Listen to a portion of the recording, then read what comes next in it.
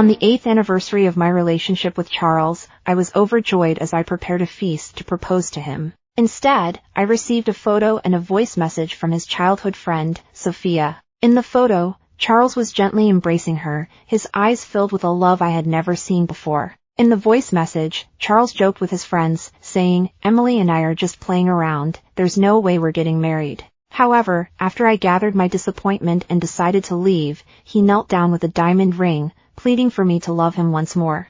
Sophia quickly retracted her message, saying, "Emily, I accidentally sent that, please don't take it to heart." This is not the first time I've received a provocation from Sophia. Charles is drunk and is calling for you to pick him up. A location pin followed immediately. My hands trembled as I typed a message, only to delete it again. In the end, I simply replied with one word, "Okay." When I pushed open the private room, I found Charles and Sophia sharing the same chocolate stick. Charles's brothers began to tease him, and upon seeing me, they all started coughing in unison.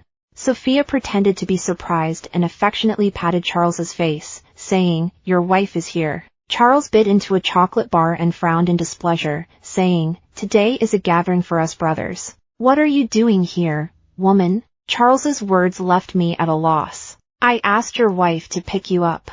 You got drunk, and I can't carry you home. Are you trying to wear me out?" Sophia's tone was filled with playful reproach. Charles relaxed his brow and jokingly replied, "What, you don't want me to come home?" "Of course I do." Sophia giggled.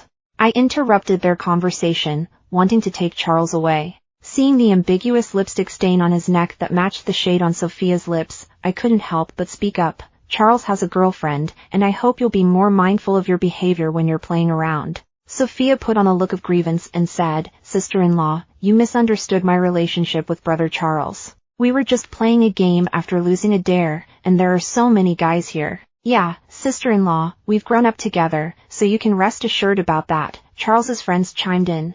"Emily, what do you mean? Can't you stop being so paranoid?" Charles's voice carried a hint of displeasure. Sophia, tears in her eyes, said, "Sister-in-law, Charles, I'll be more careful in the future. It's my fault. Please don't argue anymore, I'll leave right now." Charles quickly stopped her, saying, "Where do you think you're going? If anyone should leave, it should be her." He then commanded, "Emily, apologize to Sophia immediately. Every time you come around, something bad happens, you always make a mountain out of a molehill."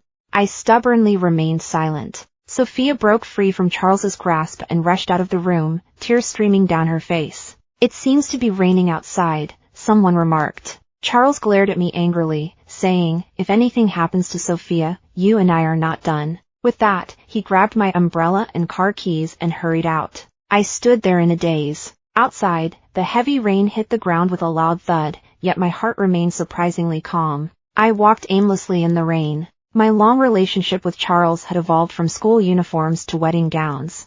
Charles was not only academically excellent but also handsome, making him a prominent figure at school. I was drawn to him purely by his looks. As the designated heir of a pharmaceutical group, I began taking over the family business during my high school years. Seeing Charles in the hospital, distressed and crying over the high cost of medical procedures, ignited my desire to protect him. I was prompted to tell him that as long as he stayed with me, I would cover his grandmother's surgery fees and all subsequent medical expenses.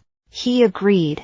At first, I simply enjoyed the thrill of bringing down a high and mighty figure from his pedestal, but over time, as we spent more days and nights together, I secretly fell in love with him for real. After graduating from university, I chose not to study abroad. Instead, I stayed in the country to leverage my connections to secure resources and expand his market. I left my job to be by his side, wholeheartedly devoted to supporting him, even if it meant being behind the scenes. The sound of a car horn brought me back to reality. I found myself unknowingly walking into a somewhat desolate and unfamiliar area. As the car window rolled down, a man whistled at me and called out, "Hey, beautiful, all alone? Why don't you hop in for some fun?" As he spoke, he attempted to get out of the car and grab me, which startled me so much that I ran away without looking back. I quickly pulled out my phone to call Charles, but all I received was a cold notification. "The user you are trying to reach is temporarily unavailable." The footsteps behind me grew louder. I had no choice but to turn into a maze of narrow alleys. However, unfamiliar with the terrain and with the road slick from the rain, I fell hard onto the ground. Blood began to flow from beneath me, and I was suddenly gripped by intense abdominal pain. The man who had been approaching me saw the scene and hurriedly ran away in fright. With a glimmer of hope, I called Charles one last time. After a series of busy signals, the call finally connected. Charles's impatient voice came through. "Emily, have you had enough of this? Sophia is already weak, and now you've gotten her sick from the rain. Are you satisfied?" "Charles, I fell, and my stomach hurts. Can you come pick me up?" My face was pale, and my voice was weak. Sensing something was off, Charles hesitated. "You're not just making up a story to trick me into coming back, right?" Just as I was about to speak, a series of coughs from Sophia cut through the conversation, leaving the implication clear. "Brother Charles, you should go. Don't let sister-in-law catch a cold too." Cough, cough, cough. Charles replied tersely, "Just get some medicine for yourself. I need to take care of Sophia." I hung up the phone. The rain poured down harder, washing away the blood on the ground. I waited in despair for the ambulance to arrive. When I next opened my eyes, I found myself lying on a hospital bed. The doctor regretfully informed me that I had miscarried. I was stunned, as if struck by lightning. My heart felt like it was being torn apart, and the pain was nearly unbearable. The doctor was concerned that I might become too emotional and do something reckless, so he suggested I message my family to keep me company. In a moment of instinct, I wanted to text Charles to tell him we lost our child, that my sole hope was gone. Just as I sent the hospital's location, I instantly received a reply from Charles. The photo showed a bowl of hot ginger soup and Charles focused on peeling an apple. Sophia texted, "Sister-in-law, I'm sorry, but Charles is busy taking care of me right now. He asked how much you need so he can transfer it to you." I dropped my phone, feeling as if my heart had turned to ashes. Next door, there's a couple. The boy is anxiously caring for the girl, who playfully complains, "I just got up to use the restroom." "Why are you so worked up?" The boy chuckles and scratches his head, "I just want to take care of you." "Smooth talker," she retorts. Their sweet conversation brings back memories of my romance with Charles. He used to treat me with such tenderness, just like that boy. When I was the target of rumors at school, he disregarded my protests and confronted the bullies, even getting into a fight for me. When I accidentally cut my hand while cooking, he would fret for the entire day and firmly forbid me from stepping into the kitchen again. If I were hospitalized, he would drop everything and rush to my side. But when did he change? Ever since his gaming company went public, he has become so busy that we barely see each other once a month. When Sophia returned to her country, the once sweet and affectionate conversations were now replaced by dismissive messages, "Busy, no time, not going home." It felt as if we had suddenly grown distant from each other. Staring at the photo of Charles, I was lost in thought for a long time. The steaming ginger soup and the sweet apples that brought comfort were no longer just mine. A tear slipped from the corner of my eye and landed on my lips. It's so painful. I can no longer find a reason to keep going. After resting in the hospital for a night to regain some energy, I took a cab home early in the morning. Some relationships need to come to an end. "Where have you been? Why didn't you come back yesterday?" Charles questioned me. I ignored him, focusing on packing my things, one item at a time. Charles seemed dissatisfied with my disregard for him, throwing all my belongings out of the suitcase. "Emily, haven't you caused enough trouble yesterday? Sophia and I have a brotherly bond, and if we need to address something, we'll do it ourselves. Why do you have to put on a show to get my attention?" In the past, such words would have frightened me. I feared losing Charles's affection, but I had already died yesterday. I spoke slowly and deliberately, "Charles, let's break up." I looked at him coldly, my eyes devoid of any emotion. "Aren't you just upset because I didn't accompany you yesterday? Do you even realize that Sophia is so upset she can't get out of bed, while you're here, bustling about packing your things? Tell me, who truly deserves my concern?" Charles furrowed his brow, a hint of impatience evident on his face. "If you knew what I went through yesterday, would you still think my pain is less than Sophia's?" I didn't say anything because I no longer cared. "Let's break up." My tone was resolute, carrying a sense of determination. He responded with a couple of disbelieving laughs, as if hearing the greatest joke. "Don't forget how you used to fawn over me. How dare you say such things? You want to leave? If you walk out that door, don't ever come back. Just go." My heart didn't stir at all. Aside from the little things we had collected during our time together, all I could take with me were just a few pieces of clothing and some jewelry. I repacked my suitcase, opened the door, and walked out. Charles rushed down the stairs in a frenzy and desperately grabbed my hand. Have you thought this through? Are you really leaving? Feeling physically exhausted and still recovering, I didn't have the strength to shake off his grip. All I could do was scold him. Let go, we've broken up. We have nothing to do with each other anymore. Let her go, a clear male voice intervened. He stepped forward and helped me break free from Charles's hold. This young lady has stated that she no longer has any ties to you. Your insistence here is nothing but harassment. It was Ryan, my childhood friend and a big player in the overseas gaming industry. I heard he had recently returned to the country to follow up on a project, and before I could introduce him to Charles, I didn't expect to meet him in this way. Charles's expression changed noticeably. He clenched his fist and swung at Ryan, who deftly dodged the blow. The two quickly got into a scuffle. Ryan had been working out for years, boasting a perfect muscular build, and Charles was soon at a disadvantage. I felt a pang of compassion and tried to step in to stop them, but I was pushed to the ground during the struggle. They stopped and reached out their hands to me. Ignoring everyone, I slowly stood up. Ryan was the first to ask how I was doing. When I looked up, I saw the bruises around Charles's eyes and the blood at the corner of his mouth, and I couldn't help but feel pain for him. Just as I was about to express my concern, Charles sneered. Oh, so you wanted to marry me yesterday, but today you're breaking up with me and bringing in a pretty boy. Looks like you've already lined up your next partner. Is that really what you think of me? I asked in disbelief. No wonder the rumors at school spread so widely. It turns out they were all true. I took a few steps back, barely managing to stabilize myself, as if all my strength had been drained away. I couldn't believe such hurtful words had come from him, and my heart felt like it was being torn in two. Ryan, even more furious, wanted to stand up for me, but I shook my head to stop him. I don't want to see him anymore. He gently took my luggage from my hands as we got into the car. Looking out the window, my thoughts began to swirl. He softly asked, "Are you okay?" A seemingly ordinary expression of concern caused all the pent-up frustration within me to burst forth, and I could no longer hold back. I broke down into tears. Ryan silently handed me a tissue while soft, soothing music played in the background to comfort me. I could no longer deceive myself. My phone buzzed continuously with messages from Charles. I had blocked all his contacts and decisively tossed away the SIM card. After a long, exhausting day, I fell into a deep sleep without even realizing it. Ryan quietly entered the room, holding a bowl of chicken soup. When he saw I was awake, he smiled gently and said, "You looked unwell, and I was worried that sleeping on an empty stomach might harm you. I didn't want to wake you, so I checked in on you occasionally to see if you were awake." I took the bowl of chicken soup, and the delicious aroma filled the air. I whispered a thank you. After taking a few sips, I lost my appetite, and the atmosphere grew tense in the silence.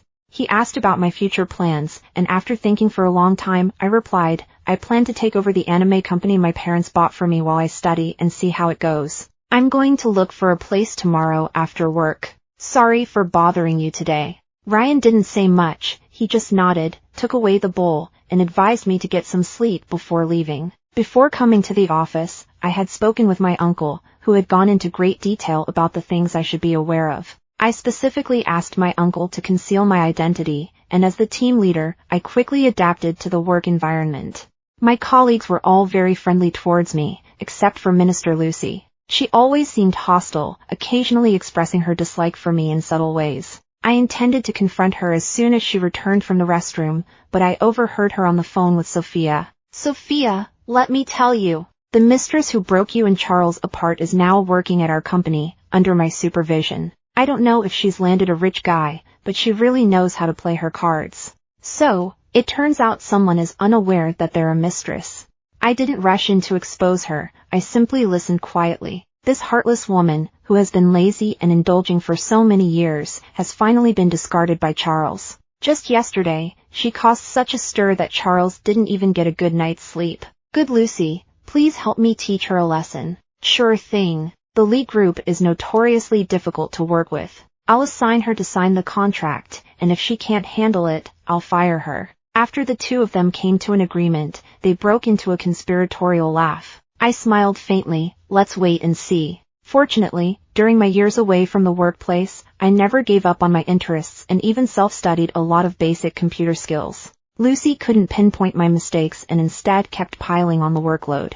After finishing my tasks for the day, as it got later, I reached out to a familiar sales agent to take me apartment hunting. After touring several places, I finally found a 2-bedroom, 1-living-room apartment in the city center that I really liked.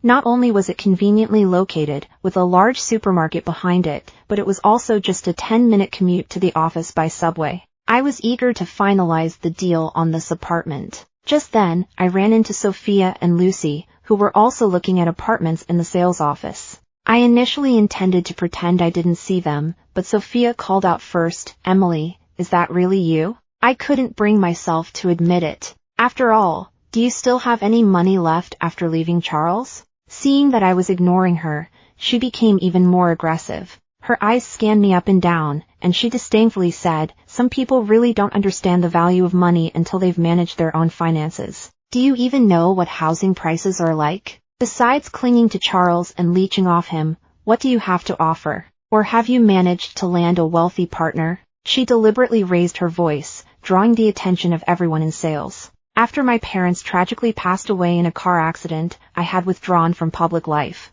To everyone else, I was just a worthless woman who depended entirely on Charles. Little did they know that without my support, Charles would never have achieved his current success. I just can't understand how someone who was so polite to me yesterday has become so aggressive today. The change is really fast. I choose to remain silent, letting her vent her frustrations. The salesperson confirmed with me whether I wanted to finalize the purchase agreement for the house. I nodded in response. Sophia didn't hold back her sarcasm, saying, "You should really be more selective with your clients. Don't sign contracts with just anyone. It would be quite amusing if you end up unable to pay your mortgage later." Lucy chimed in, "Yeah, you should evaluate the quality of your clients. Her monthly salary might require her to struggle for ages. Unlike us, Sophia, the personal secretary to President Charles, has a bright future ahead. It's true that stepping into a mistress role can lead to immense opportunities." I walked straight past them and followed the sales representative to sign the contract. "For the house she wants, I'll add an extra $50,000 and sign the contract with you."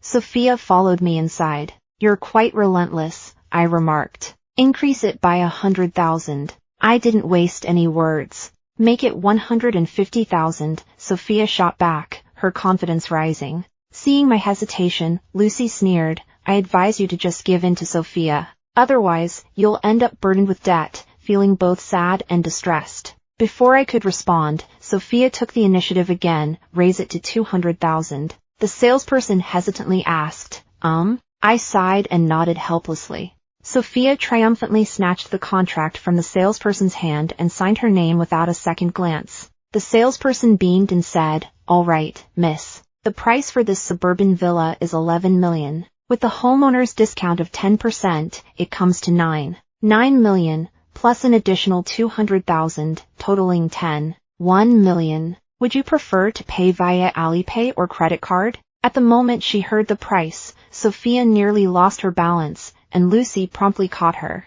The two exchanged panicked looks. For Sophia, who typically spent extravagantly on her $30,000 monthly salary, this was no small amount. I let out a cold snort and said, "So someone is just pretending to be rich, huh?" Sophia immediately snapped back to reality, bumping into me as she walked by. She pulled out a bank card and said, "Brother Charles said I'm always late, so he specially gave me this card to buy a house. Someone must be terribly jealous." I recognized the card. It was the one Charles had given me for grocery shopping. The amount on it would be enough to buy an apartment, but definitely not a villa. Sure enough, the machine issued a balance insufficient warning. My smile widened, and Sophia's expression faltered as she tried to save face, saying, "Looks like I grabbed the wrong card. Brother Charles specifically reminded me this morning. My mind is just not working today." "Miss, I've set up the installment plan for you," the sales representative said with a smile. "All right, I'll bring my card tomorrow to settle it," Sophia replied casually, but her face betrayed her discomfort. A notification on my phone indicated that I had received a payment of $1 million. Feeling delighted, I asked the sales representative to bring over the contract for the apartment I actually wanted to buy. I couldn't quite remember when I had impulsively purchased that villa in the outskirts. It hadn't sold due to its poor location. A little manipulation on my part had managed to hook Sophia in. Sophia realized what was happening and shouted furiously, "Emily, is this the apartment you've always wanted to buy? You tricked me into buying your villa. I shrugged nonchalantly. Who told you to be so gullible? Just a friendly reminder, it's best to leave 2 hours earlier for your commute, or you might be late. Sophia was obviously furious and charged at me, trying to shove me, you little vixen. Seeing the onlookers, Lucy pulled at Sophia, but couldn't hold her back. The sales representative, positioned in front of me, ended up taking a hit and cried out sharply, attracting attention and prompting several people to start recording. The security staff then escorted both of them out. Sophia yelled in frustration, I just bought a house. How can you kick me out? What attitude is this? I gently touched the sales representative's face in sympathy, but she just giggled. That's worth $200,000, what a steal. That day, I moved in, and after hiring a cleaner, I lay back on the bed. Knowing Sophia as I do, I was sure that someone as image-conscious as her would be flaunting her villa online. I clicked into her live stream, which was titled Live from My Villa. Sophia smiled brightly as she thanked her fans for their gifts. Once she got out of the car, someone recognized the location and commented, Isn't this the Herlihua mansion? Did the streamer buy a villa here? Sophia replied proudly, Yes, the feng shui is great, so I just bought it without much thought. Wow, the streamer is so wealthy, a true rich and beautiful woman. Of course, haven't you seen that everything she wears and uses is from designer brands? As ordinary people, we can't compete. Sophia was clearly elevated by the compliments, and her smile did not fade. Someone urged, Host, hurry up and open the door so we can see inside. We want to see the world's differences. Sophia told everyone to be patient and said she would let them in for a rocket. With so much money, you still want a rocket? You really know how to make money. Yeah, unfollowed. Sophia noticed the shift in comments and disdainfully remarked, Without me, you probably would never get to see such an upscale villa area. With 50,000 people in the live stream, is asking for one rocket too much? Her words caused a severe polarization in the live stream comments, with some defending Sophia while others urged fans to send gifts to discredit her. I decided to stir the pot further and registered a secondary account to send a rocket. When Sophia rolled her eyes up to the sky and then suddenly lit up with joy at the special effects, she expressed her gratitude. She then pushed the camera closer as she inserted the key into the lock and mentioned that her arm was sore and she needed a break. Those who had initially supported her began to turn against her and started to point fingers. Is the streamer okay? She hasn't gotten enough attention yet. Isn't this someone else's house? Is she too scared to go in, trying to milk some views before running off? Some even tagged me, hoping I would shower her with gifts to satisfy their curiosity. Sophia called out in her sweet, sugary voice, Big brother, send a gift. I was covered in goosebumps. The audience went from angry to accusatory, and then started to doubt. I seized the moment and sent a gift. The viewer count rose to 80,000. The comments were filled with anticipation for the luxurious renovations. When the door was opened, it revealed an unfinished interior with scattered bricks and tiles. Sophia stood there in disbelief, looking around. How could this happen? The opinions turned sharply against her, with people criticizing her loudly. I knew she was just a fake rich girl. How could a wealthy person live in such an unfinished place? Honestly, I don't know how she got in here. Was she trying to sell this place? Sophia explained, This house is really mine, I signed the contract. But no one listened to her explanation. Who even remembers she used to be a dancer? The online personas are indeed fake, specifically designed to deceive fools like you. The comment section was flooded with malicious remarks. I couldn't help but agree with the sharp-tongued netizens. Sophia, furious, angrily turned off the live stream, while I felt a sense of amusement and went to sleep peacefully. Oh, by the way, I registered using my nephew's account and even applied for a refund as a minor.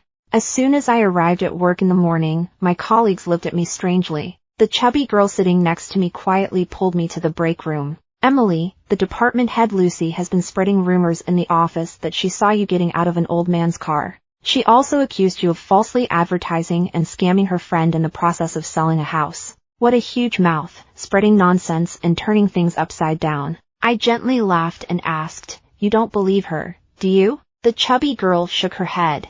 I don't think you're that kind of person. On your first day here, you gave me chocolate and even stayed late to help me finish my work when I was struggling. I believe you're a capable and good person. A warm feeling surged in my heart. It's been a long time since I heard such sincere praise and affirmation. I sincerely thanked her and promised to bring her some chocolate tomorrow and take her out for a nice meal. The little chubby girl was very happy, and her eyes turned into crescent moons. When I came out, Lucy casually tossed a file onto my desk and said, "You go negotiate the partnership with Lee's company. If it doesn't work out within a week, head to HR for your salary settlement." She leaned close to me and whispered, "Who told you to mess with Sophia? Just deal with the consequences." I knew that if I could secure this partnership, it would not only prove my worth but also benefit the company. A bet usually requires at least 2 people to place their stakes. "What if I can do it?" I asked in reply. Lucy looked confident, saying, "If you can do it, I'll walk away. I want you not only to walk away but also to publicly apologize.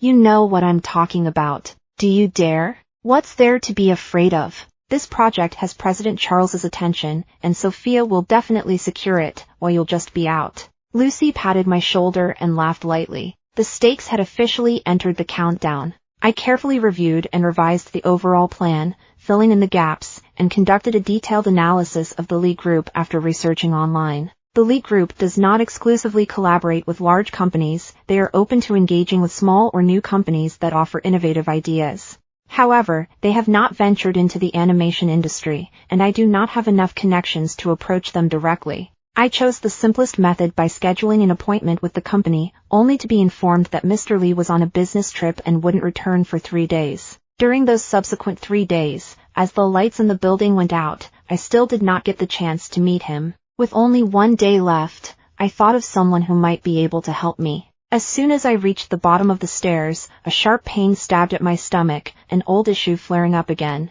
I squatted down, hoping to ease the discomfort. Charles appeared in front of me out of nowhere, concern etched on his face. "Did you skip breakfast? Is that why your stomach hurts? What are you doing here? I heard from Sophia that you work here, so I wanted to stop by and see you." "Sophia and I don't need your concern," I interrupted him. "I'm going to get you something to eat. Just wait for me here." After he finished speaking to himself, he ran towards the convenience store without waiting for me to say a word.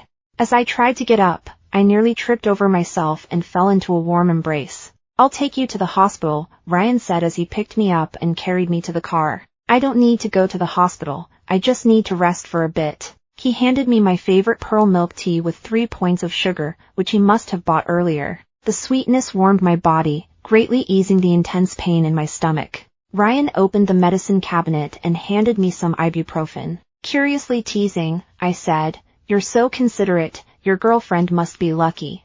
"Not yet." "What?" I replied, puzzled. "I don't have a girlfriend, she hasn't liked me yet." He looked at me with a slightly wronged expression. I was momentarily distracted, and my face turned bright red. I made an excuse that it was a bit hot and rolled down the car window, only to see Charles looking around for me. Before I could dodge, he had already spotted me walking towards the car. "Why is the clingy one here?" Ryan frowned in annoyance. "I'll handle this, you get some rest," he advised. I was afraid they would start arguing again like last time. "I'll go down with you." Ryan didn't say anything and took off his coat to drape it over my shoulders. "Don't catch a cold." Seeing Ryan behind me, Charles's smile faltered for a moment. "What is he doing here?" Ryan scoffed, a clingy presence. Charles handed me a cup of soy milk and a blueberry pastry. Ryan swatted it away. "Don't you know she's allergic to blueberries?" Charles looked flustered and said to me, "I'll go get you something else." "I don't need it, just go," I said. Charles looked at the oversized coat I was wearing, and his expression suddenly darkened. "What's your relationship with him?" "We grew up together." "What does it have to do with you?" I replied, filled with displeasure. Ryan put his arm around my shoulders, trying to escort me to the car, but Charles held me back. "I know you're still angry about Sophia and me, but there's no need to take it out on someone else. Do you really need to be this intimate with him?" I shook off his hand. "You're being overly sentimental. Nothing good ever comes when you're around." I returned his previous words to him verbatim. He stood frozen, watching the car drive away. "Is there anywhere you'd like to go?" Ryan asked cautiously. I recalled the matter at hand. "Do you know Michael Lee from the Lee Group? I want to discuss a partnership with him, but I can never get an appointment. You can meet him at today's investment summit." I can introduce you. I've heard he's quite selective, but I believe you can handle it, Ryan replied. He pointed to a middle-aged man surrounded by people. That's him, let's go over. Ryan and I quietly waited for the crowd to disperse. I ran into Sophia, who was holding onto Charles's arm, chattering away. If we can secure this collaboration, I'm sure I can get promoted to manager. It's all up to you. Charles smiled indulgently and nodded. Sophia then noticed me and greeted enthusiastically, Emily, you're here too. She glanced up and down at Ryan, who was standing next to me. Sophia then smirked and said, you must be her new boyfriend, right? You better treat Emily well. She's really popular. It's impressive that after breaking up with our Charles, she found someone like you to step in. I'm quite envious. Who has such a foul mouth? Ryan wrinkled his nose in disgust. You.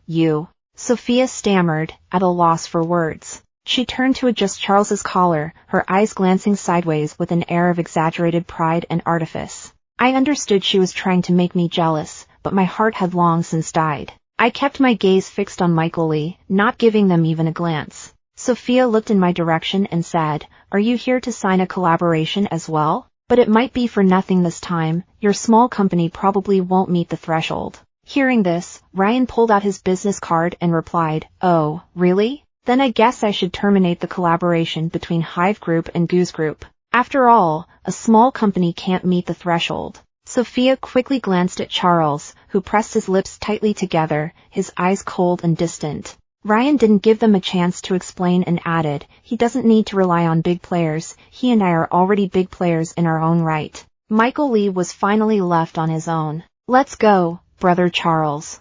I glanced back and met Charles's gaze. Sophia couldn't pull Charles along anymore. Brother Charles, you should go. Come with me, Sophia said, pouting. You can go by yourself. Charles's tone became impatient. Sophia shot me a fierce glare as she walked away, while Michael Lee, noticing me, smiled and said he remembered me. He mentioned that I had been coming to the office for several days, waiting until dark to leave, and that he was just too busy to meet with me. I presented my views and insights on this collaboration, including a detailed benefit analysis and a clear grasp of the market. Michael Lee was very pleased with my proposal and, after our discussion, readily praised me as a smart and thoughtful young man. We quickly finalized the contract. I was excited to sign my first contract, and I hugged Ryan tightly. His face turned red, and he couldn't help but glance around nervously. He was so adorable. I seemed to have fallen for him. I would gladly do so just for Ryan. In the distance, Charles's eyes were dark and unreadable, but they radiated a chilling coldness. When I returned in the afternoon with the contract, Lucy had already packed up my things for me. I opened the signed page, and my colleagues gasped around me as Lucy fell flat on the ground. Everyone's gaze shifted to Lucy, as if waiting for her to fulfill her promise. Instead of pressing her further, I pulled out my phone to show them a family photo. What Lucy claimed about seeing me get out of an old man's car is actually my uncle. Her uncle looks familiar. Didn't he make it onto Fortune magazine last year? Even the hairline is exactly the same. Emily is actually a hidden wealthy girl. I'm not living off a rich guy, because this company was a birthday gift from my father for my 20th. Now, please fulfill your promise and leave. Lucy softly pleaded, I was wrong. Can you please not fire me? I don't want to lose this job. I can apologize to you while walking around the office, okay? I smiled slightly, signaling her to continue. She walked around the office, shouting I'm sorry repeatedly, and I felt a wave of satisfaction. My colleagues, usually oppressed by her, took out their phones to record and laugh at the scene. Once she finished, she asked eagerly, Emily, can I stay? I shook my head. I never agreed to that. Lucy's eyes widened in disbelief. Are you really messing with me? I leaned in and said, this is your lesson, so just deal with it. The security dragged her outside, and she shouted in anger, gasping for breath, like a wretched stray dog. I was enjoying the cheerful atmosphere when my phone buzzed with today's trending news. It reported that the secretary of the GU Group had caused a scene in real estate and was left battered and bruised. Some people twisted her behavior online, claiming she was soliciting gifts. The outcry from netizens was deafening, and in just one night, Sophia became the target of public outrage. Despite being trending for an entire day, the topic remained up. Who was pulling the strings behind the scenes? I returned home, holding a dinner roll in my mouth, and found Charles despondently squatting at the front door. Can you give me a chance to talk? Charles pleaded with me. Ryan peered over my shoulder, and I told him to head home, assuring him I could handle it. I opened the door halfway. Say what you need to say. Are you two living together? Are you really together? Charles asked me, his eyes slightly red. Isn't it obvious? I shrugged nonchalantly. If you're just looking for trouble, please leave. I was about to close the door when he called out, wait a minute. I've fired Sophia and removed her from the industry. It was me who released the video, and I promise I won't have any contact with her again. I found the ring you wanted when I was learning to cook in the kitchen. Can I put it on you? Will you love me again? Charles got down on one knee, looking at me with anticipation. If it had been the old me seeing this longed-for scene, I would have been moved to tears. Now, all I felt was helpless annoyance. I don't love you anymore. Please stop trying to bother me. You're seriously affecting my normal life with my boyfriend. Charles shook his head in disbelief. I don't believe it. Unless you tell me when you stopped loving me, I beg you to give me an answer. It began the moment you sacrificed our first and only child to care for sick Sophia. I slammed the medical record book into his face. He opened it, his hands trembling uncontrollably, and a look of anguish and fury crossed his features. Emily, He couldn't finish his sentence. As if punishing himself, he slapped his own face hard twice. He knelt down, grasping my pant leg, begging, Emily, I was wrong. I'm a jerk. Please, forgive me. I can't survive a single day without you. Such a proud man, kneeling before me in his moment of desperation, struck me as ironic. I mercilessly pulled my foot back, leaving only a crack in the door, and said, I've solved all your problems, please leave. His hand was firmly wedged in the door, and even though it was getting pinched and bruised, he wouldn't let go. Ryan wrapped his arms around me from behind and said, if you want to see us being affectionate, you're welcome to come in and watch. I turned around and kissed his lips. Charles's brows furrowed tightly, his gaze revealing deep jealousy mixed with an uncontrollable anger. I called the security to have him forcibly removed. He cried out my name in agony. It was only after I closed the door that I felt a sense of relief. Ryan lay in my arms and said with a hint of bitterness, it looks like I'll have to keep a closer eye on you from now on. What's wrong? Afraid I'll run away? Then you better cherish me. A flush crept up his earlobe, and he shyly nuzzled my shoulder, saying, at your command. Ryan is going to throw me an extravagant wedding, with the whole city buzzing about the grandeur of the Woo Group celebration. I initially wanted to keep things low-key, but Ryan insisted that I deserved this. I really couldn't argue with him. I tried on the wedding dress I designed myself and posted it on my Moments, receiving a flood of well wishes. I invited my friend, the chubby girl, to be my bridesmaid. After sending her blessings, she sincerely asked if there would be any chocolate in the wedding cake. I smiled and replied, there will be plenty. At the same time, I received a call from one of Charles's subordinates. Sister Emily, Charles has gone crazy. He said he wants to experience your pain and has stabbed himself several times. He's now in the hospital with severe abdominal bleeding. Can you come and talk to him? Ryan drove me to the hospital. When I arrived, Charles was lying there, his lower body bandaged like a mummy. Weakly, he waved at me, saying, you came to see me. What are you doing? What we went through is in the past. You didn't have to go this far. I'm sorry. I can now understand why you would hate me. You've been in so much pain. I was truly wrong. I felt a wave of exhaustion wash over me. How can a person be so unreasonable? I don't want to hear any more of this nonsense. If there's nothing else, I'm leaving. I still need to go try on an engagement ring. Charles sat up excitedly. Emily, is there still a chance for us? No, Charles, it's over. Stop deluding yourself. Let's just move on and be well on our own. I spoke in a decisive tone, devoid of any emotion. The light in Charles's eyes dimmed, as if he was engulfed in endless sorrow. I pushed open the hospital door and turned back after a moment, saying, by the way, tomorrow is my wedding with Ryan. You're welcome to attend. If you can't make it, I'll send you a digital video.